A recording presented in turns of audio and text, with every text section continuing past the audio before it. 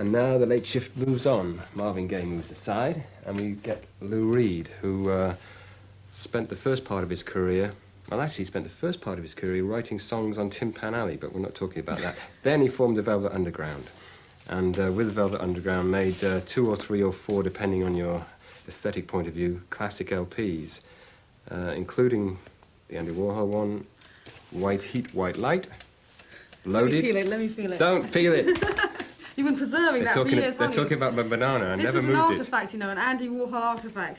Not many of them about these days. 1966 this came out, the Velvet Underground with Lou Reed and Nico.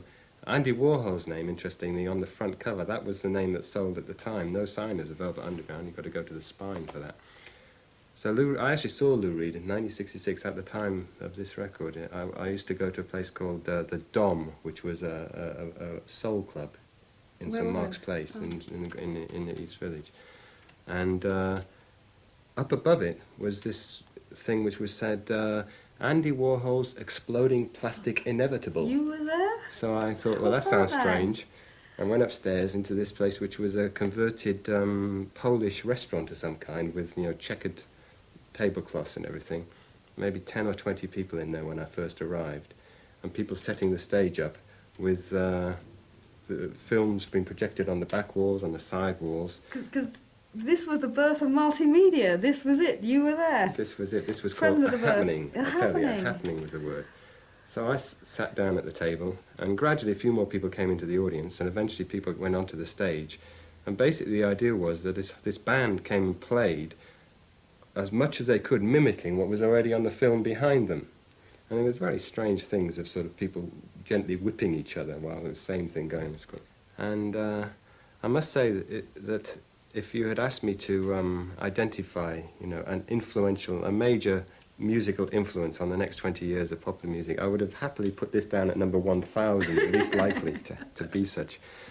The man whose name I didn't know at the time, but who now, with wisdom after the event, realised was Lou Reed himself, was singing a song about heroin, which didn't particularly get to me, and one that, again, wisdom after the event, I don't know if I really noticed it at the time, but I've certainly come to love it since. I'm Waiting for My Man, all about going up to 125th and standing on the corner and somebody coming and saying, hey boy, what you doing up here, and all this. Yeah, it's a brilliant song. It's classics of urban life. Song. Classics of urban life. And with retrospect, it's hard to see why that wasn't a hit, except for its subject, because he was there making his connection quite clearly, and that was not okay to play on the radio at the time.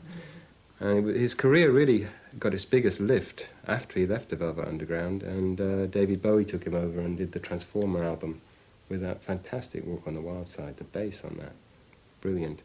And this program that we see is kind of the whole career of Lou Reed. I mean, he does all his songs from all stages. He's very responsible and organised for this bloke who's, for such a large part of his life, seemed to be out of touch with any kind of reality. Of course, you know, in common with this new late 80s philosophy, he does seem to have cleaned up his act somewhat, got married to a girl, which he was never too sure in Lou Reed's previous phase. What kind of person he might get married to? The band that he has features Robert Quine, who's been with him for a long time, brilliant guitarist. A seminal underground figure in New York, right. But, I mean, again, this is a document, as the Marvin Gaye film was a document and important. This also is probably the best you're ever going to see Lou Reed. But quite how interesting it is over the whole hour of it, I mean, I'm not the one to judge. It's already clear that I'm not the right person to be here. Charlie. No, I mean, as far as saying Lou Reed, there's something too primitive for me. He's not a great musician in any sense at all. Perhaps not primitive enough. Could be that. Maybe somewhere in the middle there, just kind of playing it safe a little bit even. Well, to me, he seems to, you know, stroll through the wild side slightly on this one. But, you know, what's nice about it is that it does embrace, as you said, the career. Everything. So, Lou Reed, oddly enough, returning to the locale of Johnny Staccato, Greenwich Village again. I think it's the bottom line, isn't it? Is it where he's playing? Oh, it could be. And guess who's in the audience? The late lamented